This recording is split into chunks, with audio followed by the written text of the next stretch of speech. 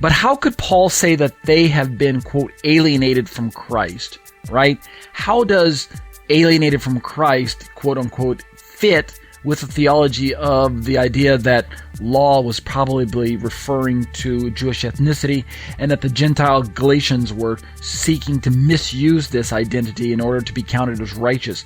How is it that Jewish ethnicity and alienation from Christ fit together? Let's see what that has to do.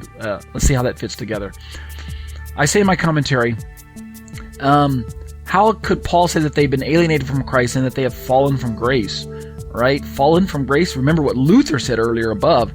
He said that fallen from grace is essentially that they've lost their position in Christ, that they were saved, but now they've lost it. They jumped over the edge of the ship. You remember his description?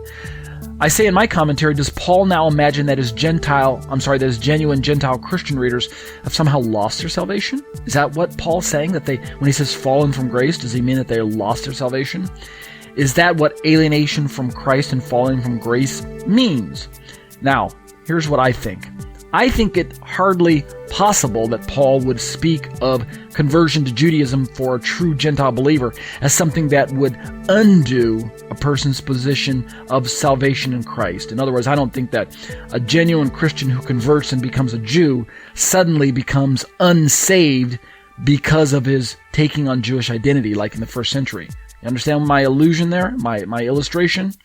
I say in my commentary, rather, within the mystery of God's spiritual attraction on and calling of a person or a community, I think that there seems to exist what I describe as circles of graduated mercy and grace, or revelation, if you will, so that the closer you get to surrendering your life completely into the loving arms of Yeshua HaMashiach, that is today salvation, so the closer you get to that moment, the more light and revelation God shows you until the moment of salvation is finally, quote unquote, birthed within you. That is to say, kind of, you're born again, birthed within you, and you call upon the name of the Lord for personal deliverance. In other words, I think there's a process, a kind of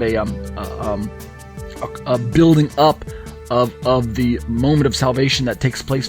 I go on to say that to join oneself to a believing community. So imagine, just follow with me for a moment. Say you're an unbeliever. You join yourself to a believing community, right? A church or a family or church group or Bible study or something like that. You join yourself to a believing community and then intellectually confess faith in Yeshua and then shrink back, reject Jesus, and pursue another intellectual interest. I think that is indeed alienation from Christ, right? You alienate yourself from Christ, and in that respect, I think you fall from grace. You don't lose your salvation, but you fall from the position of being within the relative proximity of both a believing community and the grace of God and the moment of salvation. You're within that room, that perspective. You're within that proximity, that closeness to everything that's going on, so that you could make a decision, right, based on facts, based on information. You could make an informed decision. That's the term I was looking for. But what you do, you sometimes you may actually even intellectually confess faith in Yeshua. With your head, you say Jesus makes sense, the church makes sense, the Bible makes sense, God makes sense. So you confess in your head, but then something happens. You shrink back intellectually again, right? In other words, for some reason, somebody convinces you that Jesus doesn't make sense. So you shrink back, you reject Jesus intellectually once again, and you pursue another intellectual interest. Maybe you go after another religion, or you just drop Christianity altogether. And I think that that's what Paul's describing as alienating yourself from Christ or falling from grace. I go on to say in my commentary, and we're almost done here, by the way, it's not as if you had genuine salvation and then lost it. I don't think that's what's going on, and I don't think that's what Paul's describing when he uses the phrase fallen from grace. It is that by leaving Christ so cavalierly, I go on to say in my commentary near the bottom of page 159, that you prove that you were never truly, genuinely saved to begin with. I think that's what happens when you fall from grace.